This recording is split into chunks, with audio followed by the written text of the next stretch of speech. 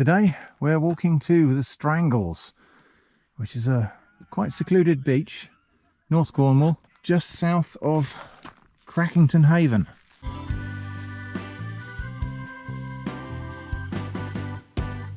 So this is a beach that supposedly doesn't get a lot of visitors, this one, as much as Crackington Haven itself, which is a lovely little cove that's popular for surfers and has a big car park. This one, you have to clamber down cliffs if you want to get there, I think. Superb views of the coastline from here, look at that. And out across, well, this is the Atlantic.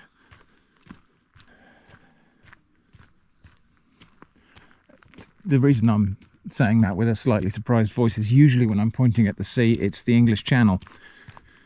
But we're on the other side of the West Country Peninsula, so we're down in North Cornwall, and that is the Atlantic Ocean. I think where we're going is down there, but we may have a wander along this other fork in the path as well. So I think we'll try down here first. On the way down we'll have a look at some flora. So here we got foxgloves. The foxgloves are out in full flower at the moment and they're looking very lovely. Gorse, I think this might be dwarf gorse.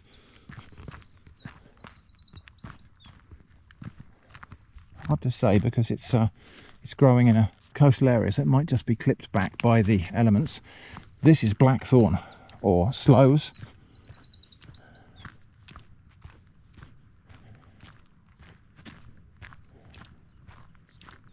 Yeah, I think that might either just be a really grazed and weather beaten standard gorse, or it might be the dwarf species. There we go. This is called the Strangles, and it looks a really treacherous bit of coastline. Jagged rocks sticking up out of the water. It's quite a long way down, so I'm not sure we're going to go all the way down there, but we'll see how far we get. Honeysuckle here. This foamy stuff here is called cuckoo spit, and it has nothing to do with cuckoos apart from it's found in the springtime when the cuckoos tend to start calling.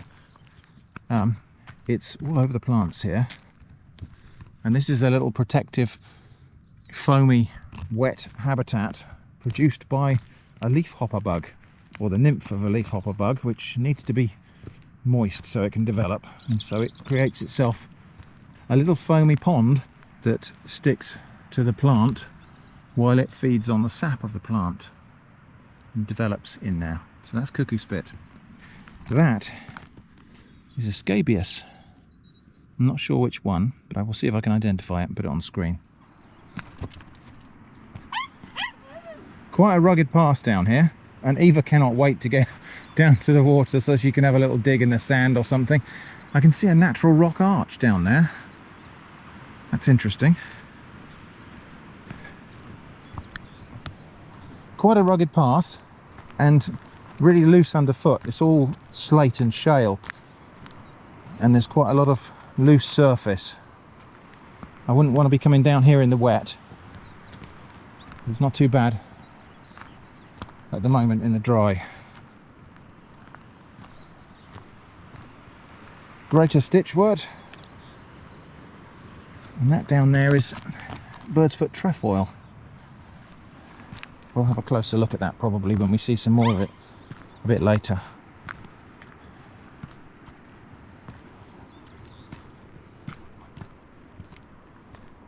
There are steps of sorts down here, which is good. That'll be welcome on the way back up.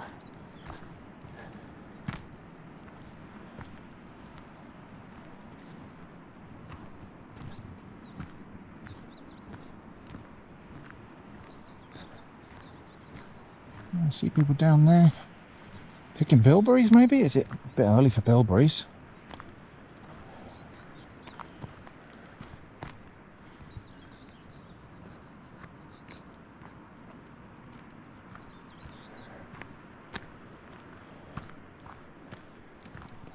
I haven't seen any bilberry foliage, but there's heather here, so there might be bilberries. Right, that's the old path down there. This is where we're supposed to go. A speckled wood butterfly. You don't often get as close as this to these. Speckled wood.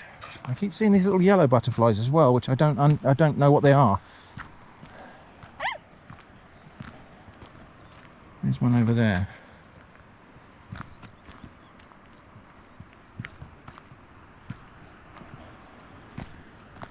Foxglove's growing right in the middle of the path here.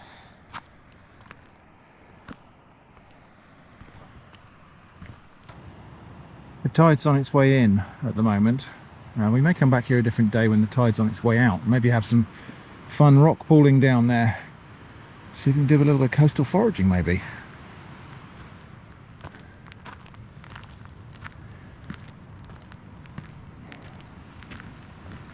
Who lives in that hole?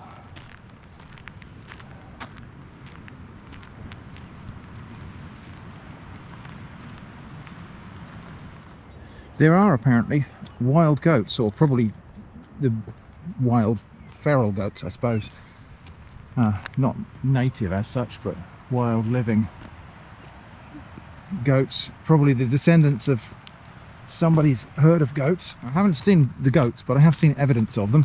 In fact, there's some evidence of goats right there. But yeah, I haven't actually seen the goats themselves. I imagine they're probably away from the path. But hopefully we might get a chance to spot one. You never know. It's a glorious morning. The sun hasn't yet just completely burned the mist away. And so it's a hazy morning at the moment. But it won't be very long before it gets hot enough to just burn away the mist. And it's going to be a blazing hot day. So there are now stairs down to the beach. We won't go very far away from the foot of the stairs. I don't want to get cut off by the tides. I think the water does come right up to the cliffs. So down we go.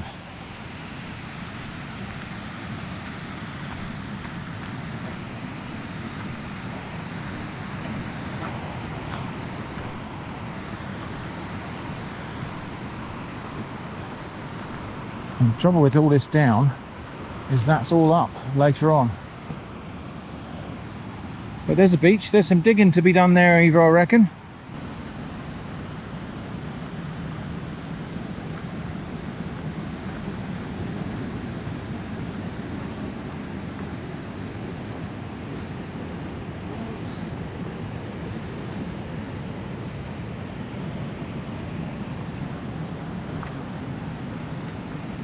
So here's a closer look at bird's foot trefoil.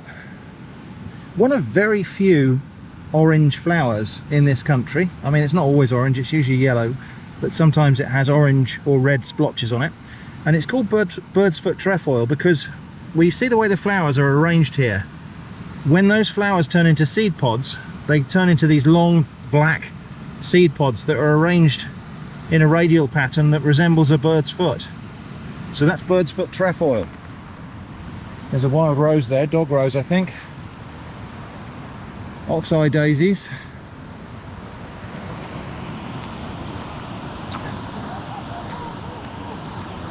I did also see kidney vetch, but I can't see any at the moment, so I'll show you kidney vetch perhaps on the way back up.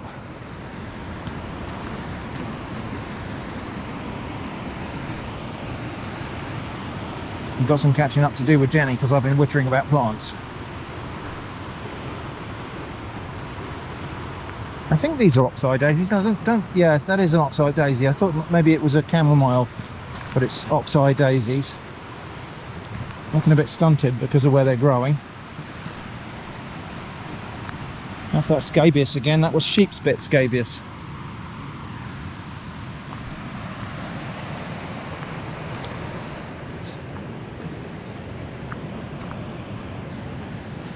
Okay, this might be the final set of steps down to the beach, and it's a beach composed mostly of slate or shale, flat pieces of slate and shale. There's some sand down there, various other rocks. There could be fossils to be found here. We'll have a look. I know there are ammonites but I think they're found to the north of Crackington Haven. We are to the south. These steps are not for the faint-hearted. Eva has discovered the beach is made of rocks. The last bit here below the steps is this rope, and then you just have to clamber across the jagged rocks. So I'll wait till Jenny's down so I'm not flapping the rope around. How can you have lost your rock?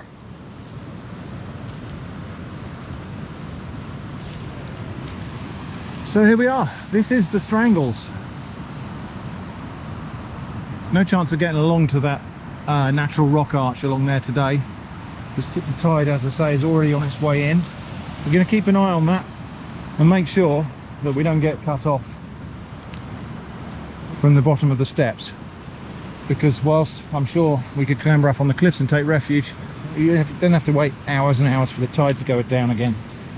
The beach is composed of mostly these flattish slate pebbles. You know, these have just eroded out of the cliffs, and these have all been rounded off.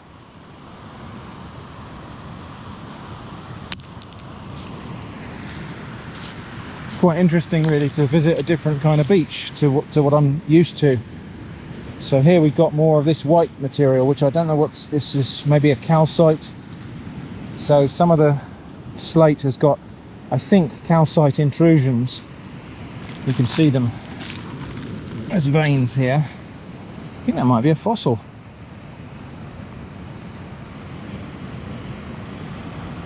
But yeah, these veins of, I think that's calcite. It might be quartz.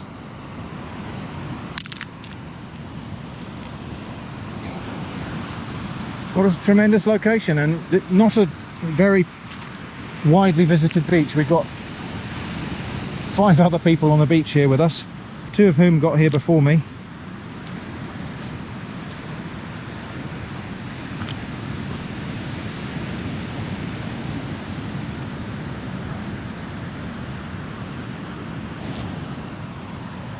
The beach has got some diggings.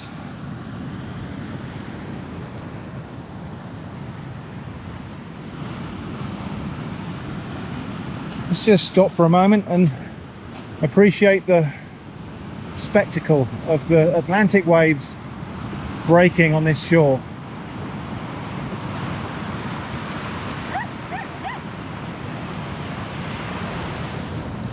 Okay, interrupted by a digging dog. Okay.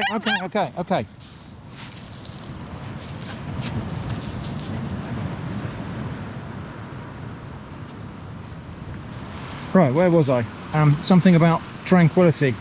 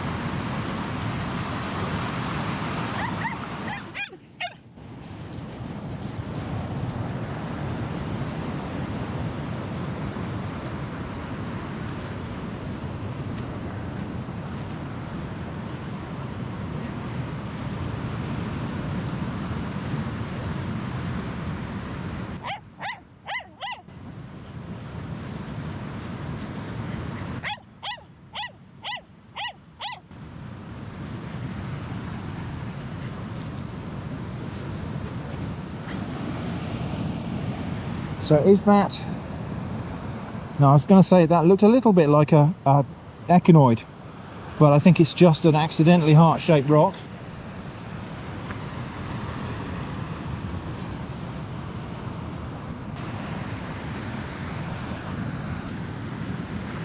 But yeah, it's just nice actually to come to a beach that's different to the flinty, cherty pebbles that we have back at home. Just to see a different kind of thing is interesting.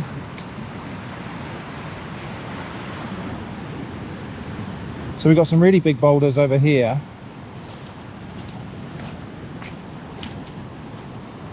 That have probably come down off this cliff during a storm. I mean, they probably originally were a sticky out bit like that. Wow, look at the size of the waves out there on this end. That is interesting.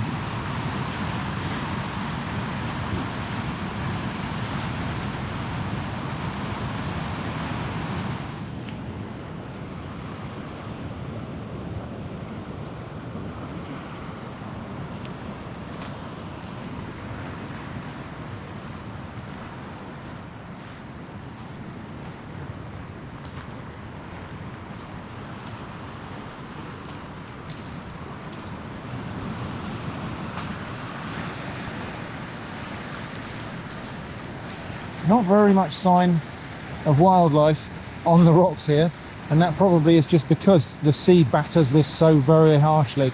I can see one top shell or winkle on that rock there clinging on. I mean, further out, I suppose, if we'd been here at fully low tide, we'd have found things further out. I can see some more top shells and or winkles here. I'm going to back up a little bit because, as I say, the tide is coming in. But yeah, not many shells on the beach here, and that's an indication that this is a really rough coast.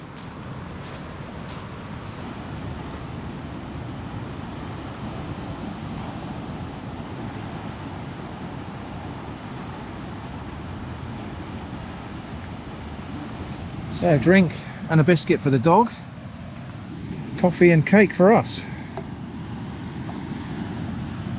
Is it thirsty work digging those holes? Have a drink. That's not for you. Get your trunk out. Flapjack. It's not for you. The surf is actually starting to pick up a little bit now, and there's bigger waves breaking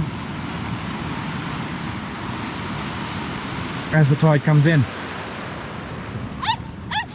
Eva's still not finished barking at rocks in holes. What you got? Well, that is a nice one, yes.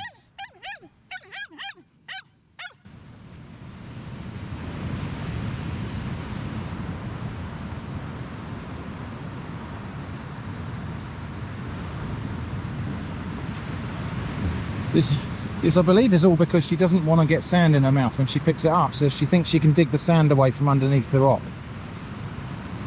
One thing these flat rocks would be good for is skimming, although the water's not really suitable for it, but we'll see if we can get at least one bounce. Oh, that's fairly respectable, I think. How about we bounce a really... No, not you. You go and chase that one. Look. You're going to have that one. How about we bounce a slightly bigger one?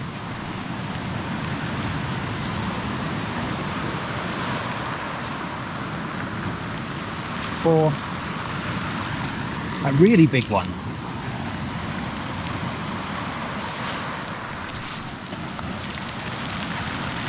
So there we go, that's the Strangles. A lovely beach if you like a little bit of peace. Well, not exactly quiet because the waves are relentless, but it's not a easy beach to get to, and as a result it's very unspoiled. I haven't seen a single piece of litter here, and we've only seen like 5 other humans.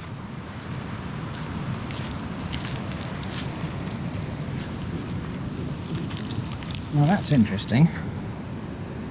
Yeah, I thought for a moment that might just be little spots of salt drying, but it's not. It's tiny little spirals. So that's little nautiloid or... Eva, will you be quiet? I'll get a close-up picture of that. We're not taking it with us. So yeah, that's a rock weighing about probably 3 or 4 kilos. I'm not putting that in my backpack and carrying it up. We'll just enjoy a photograph. But there are all sorts of tantalizing things that catch your eye and look fossily but aren't. That's just where the slate has broken up and then other minerals have intruded more than once. Actually, you can see there are lines. Well, actually, I'll take a picture of that and we'll diagram it.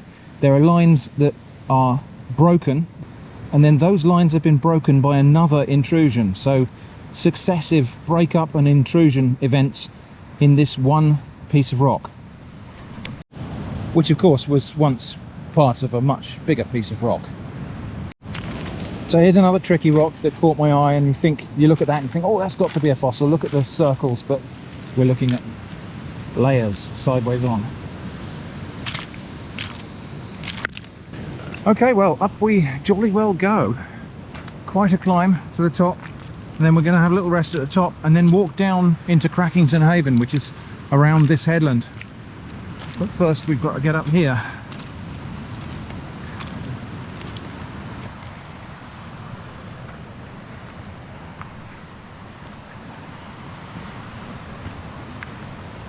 Oh, steps seem much bigger on the way up.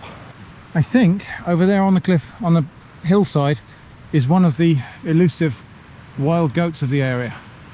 Not that white speck that's to the left of the outcrop there. To the right, there's just a brown and white shape. I've managed to zoom in using my best potato cam, and it does look like an animal, but it might not be. I think it is though. I think that's one of the goats. I think it's got its rear end facing us. It does appear to be just moving slightly. I think it's just grazing on some plants over there. So I will show you that picture on the screen, and I'll zoom in as much as I can. You let me know. I think that looks like it could be an animal, but maybe it isn't. What do you think? So we've left the beach behind now, and that's the most precipitous part of the footpath navigated, but there is still quite a lot of up before we get to the coast path that we're going to walk along, and then down into Crackington Haven. Oh, look, a little violet.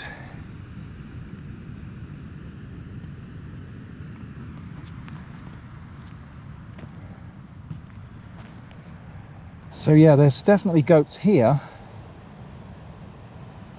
but whether or not we're looking at one over there is up for debate.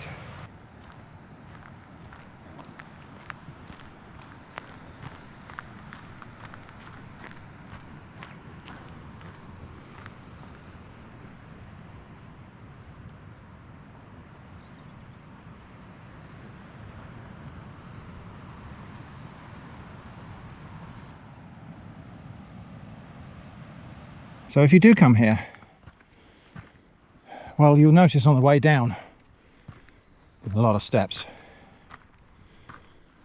and they go on and on. Oh, there's a little speed well there.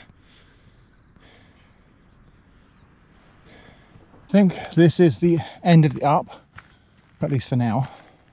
We're coming up to a viewpoint up here, and then the coast path onward to Crackington Haven. I am exhausted. That was quite a climb. There's where we were, way down there. In fact, you can't see where we were. So that edge of the cliff you can see there is only about halfway down. So nice to be walking on the level out across the fields on the coast path. Cliff edge is just over there to my left, but we've got a level walk along the hilltop here. I think quite a steep descent down into Crackington Haven.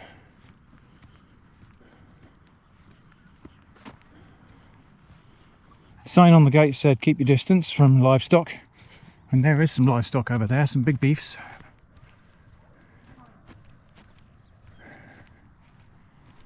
Eva's on the lead because she might like to chase livestock. She wouldn't mean them any harm, but if chasing them means they run over a cliff, that would certainly result in harm.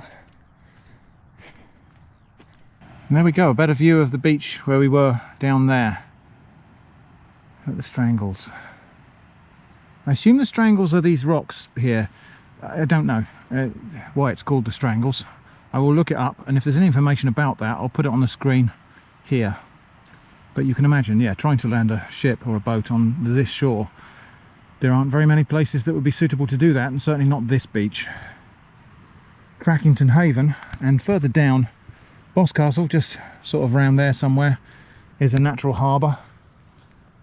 But a lot of the inlets here are just rocky little coves that you wouldn't want to try to land a boat on.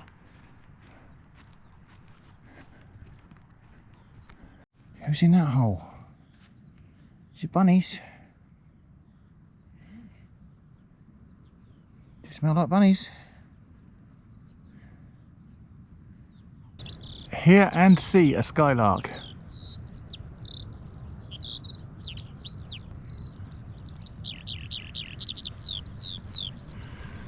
The Galaxian of birds. And there's yet another view of the Strangles, the beach. So this part here is an undercliff, so there's been probably a cliff top here originally, and it's slumped down. A whole chunk of it has rotated down and formed an undercliff, and then that is eroding down into the water. So this bit of headland here, when I looked at it on Google Maps, I had all the labels turned off, and I thought we were looking at Tintagel because it looks like a castle with a causeway leading to it on Google Maps. I'll show you what I'm talking about. But we've got basically a square rock sticking out there, and then a very, very narrow little causeway out to it. And it looks to be a path on top of the causeway. I imagine that's just where people have explored. I couldn't see any signs of buildings from here, but it does look like the sort of place where somebody might build a fortress or something like that, just because, well, it would be quite easy to defend. There's only really one way on there. I wonder if it's ever been built on. I will research that and see if we can find any information. So now we just got to go down here, and I think Crackington Haven is over the brow of that hill there, but I think actually we have to go all the way around and down. So lots of ups and downs.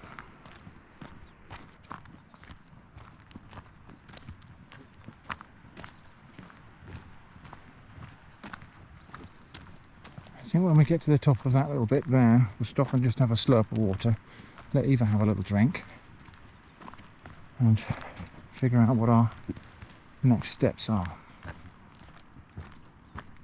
So the path down here diverges, so if we went on straight ahead, we go over the top of this headland and potentially get access to that path that goes across there. I can see goats out there, definitely goats, or livestock of some sort out on the rocks out there. I'll get a zoomed in picture, but they are definitely animals. And then, but we're going to go right down here, which is the path, and that's Crackington Haven over there in the distance. So that place we looked at earlier, that headland, is called Cambeak, but we're going that way to Crackington. So there is still quite a lot of up and down on this part of the journey, so I think on the way back to the car we might not go across the coast path, we might cut inland on the road. And I can see over there another path we have to go up, and then over the hill should be the last bit of down before we get to the destination. There better be ice cream. There must and shall be ice cream. A little shade, a little trickling brook down there. English bluebells hanging on right at the end of May. I'm just going to take my time through this little sheltered spot.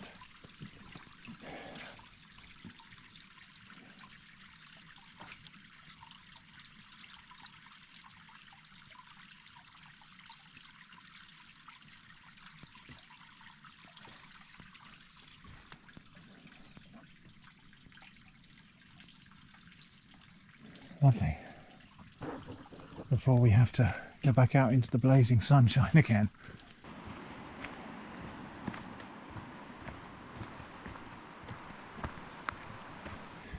So this is an active landscape and bits of the cliff do slide down and collapse, including this bit here, which has come down quite recently, I would say. How do I know that? The fence is still there. So that fence originally followed the line of this hedge across there. The ground had other ideas. Okay, so we don't have to go too far down this time, just around the rim of this undercliff, and that looks like the brow of the hill over there, but I keep on saying that. I'll get stinging nettles and I'm in shorts. Oh well. So we're now on what I hope is the last bit of downhill, but our view is obscured by apple trees. Okay, here it comes.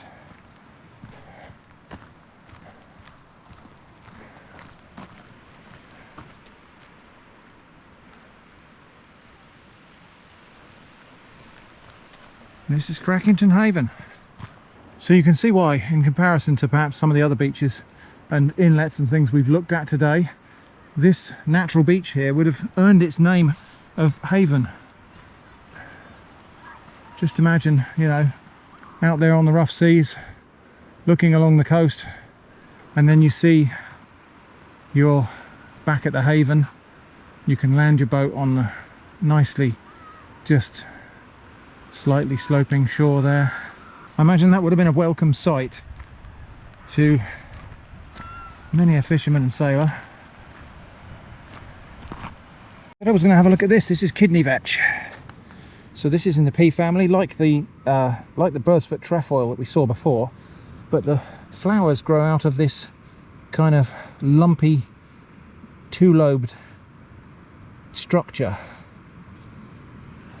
that, well, actually it's just a load of fluff, but it looks like a ball of material, and so that's the kidney of kidney vetch. It's this kidney-shaped ball of fluff. But when you look at it like that, it looks like the flowers are growing out of some sort of hollow structure, but it's not. It's just there's downy fluff in between them, and they're slightly soft and downy, and that's keeping them apart. So there we go, kidney vetch.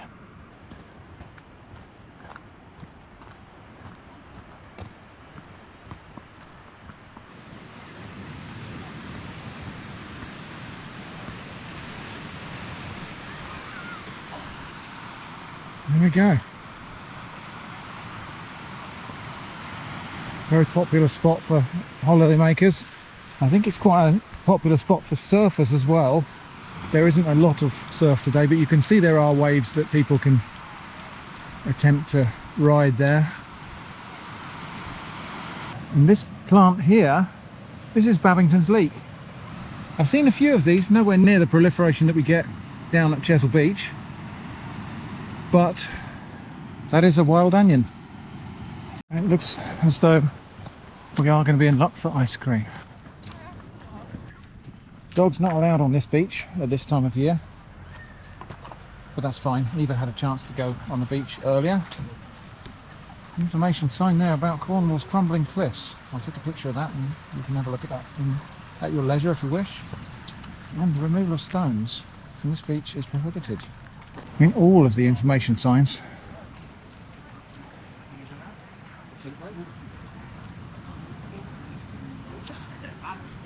worth reading them.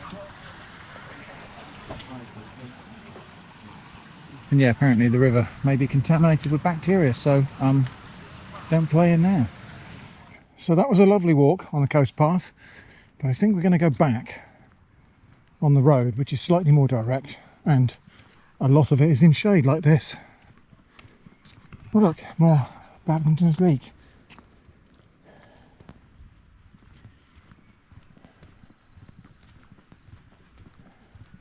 See actually a fair bit of this Babington's leek here, a bit further inland, and magnificent specimens. Now the bank does slope up here, so these aren't as tall as they look, but they are still quite magnificent specimens.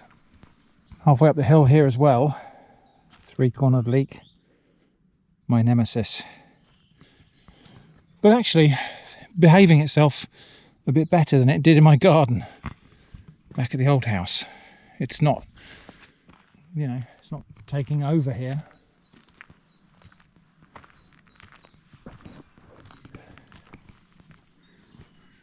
It seems to have just, you know, found a balance with all the other spring flowers, despite being an invasive species. And another kind of friend of the channel here, wall pennywort, just about to flower. Enormous spikes of flowers, great big leaves. The ones I've got at home are doing this at the moment, actually. Here's a picture of that. But yes, this wall pennywort plant I've foraged and eaten quite a lot. It's very nice in salads. Oh look, a little solitary wasp just about to go in a hole. Oh, just got hung up on a spider web. Just looking for a hole in the bank. Here's what you could have won. So yeah, I think the walk back across the cliff tops, just a little bit too much up and down. The roads will tend to follow the contours of the land. And so, whilst they do go up and down, a road won't usually take you up so steep a hill as a footpath might, because footpaths can have steps. My favourite moth. Hummingbird hawk moth. They just look like a little tiny bird.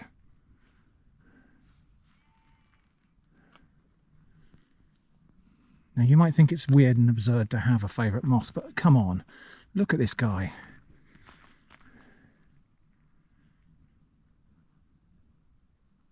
It's the first time I've been able to get decent footage of one of these, and I'm kind of thrilled. So we've come to Crackington Haven in the evening, because after 6 PM dogs are allowed on the beach.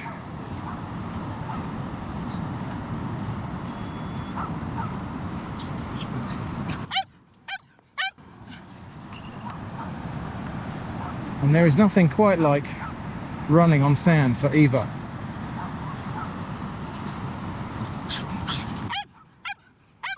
Yeah, right. And the mist and the light at this time in the evening, it's just phenomenal. I don't know how well it's going to come across on camera. Want to go that way?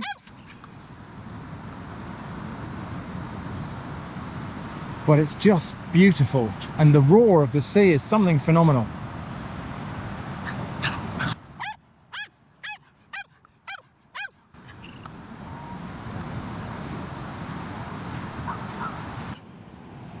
Where are you going?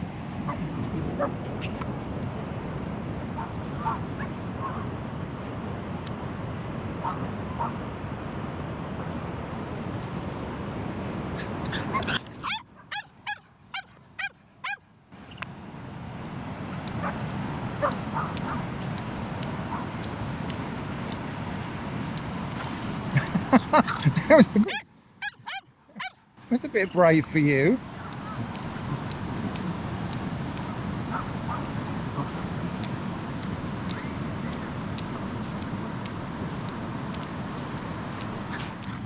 Dinner today is a kind of cheese and ham rarebit thing. Still warm. Just cooked this before we came out.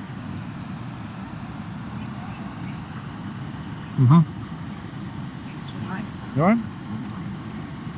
So because there is always a wave breaking down here, there is just the constant sound of waves breaking. It's not like you hear one, it stops, and then you hear another one. It's just one continuous roaring sound. It does go up and down in intensity, because the waves do, but there's never a moment when it's not making that sound.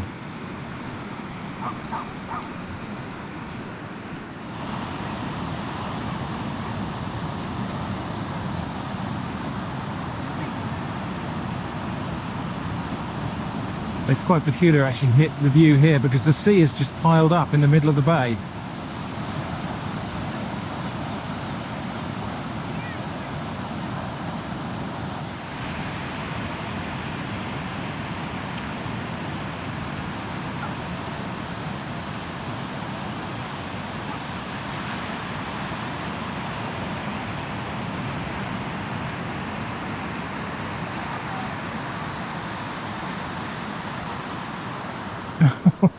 Eva got bored while I was talking and dug a lovely hole. That's a really nice one, Eva. Well done.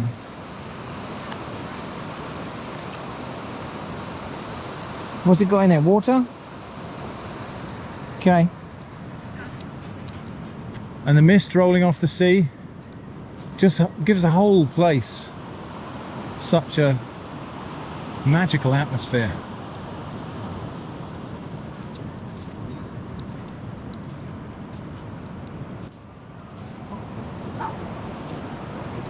She's going to do her thing where she tries to dig around the rock, but she accidentally digs it into the hole that she's making. So she's trying to dig the sand away from underneath the rock so that she can pick it up without getting sand in her mouth. There is a logic to it. It's nonsense, but it's logic.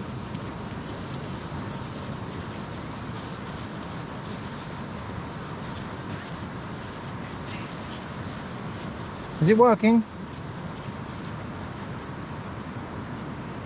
Where is it now? You lost it.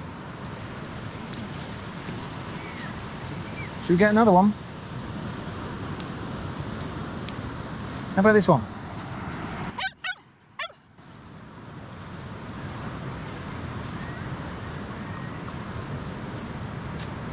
Probably better if you just pick it up like that in the first place.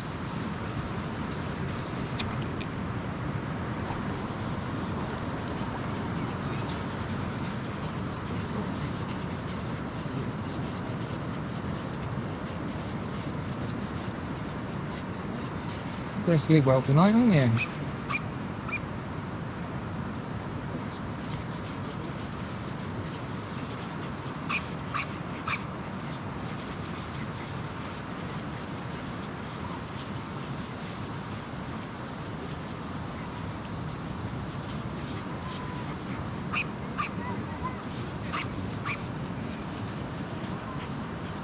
You lost it again.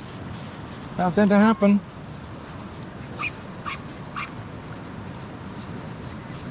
So I think it might be quite fun to witness the sunset down here, but I don't think we're going to get a chance to do that on this trip. But I think watching the sunset probably over those rocks over there would be quite something.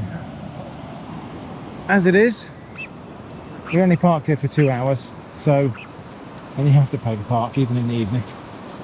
So we'll probably call it a day in a minute and head back. But Eva's going to sleep very well tonight, I feel. This pattern on the sand here, just in the grazing light, these are just ripples from the way the water has receded and run down the beach. And now the sun is just hitting it at the right angle to just highlight all of those little ridges and different colours in the sand. So quite an interesting and in places exhausting walk today. And as usual, I'll show you on the map the route and the stats of our walk today. So yeah, we walked over that bit over there, for example. I'll show you on the map the distance and the route. I hope you've enjoyed joining me on this very hilly coastal walk in northern Cornwall. I hope that's been interesting. Thanks for watching, and I hope to see you again soon.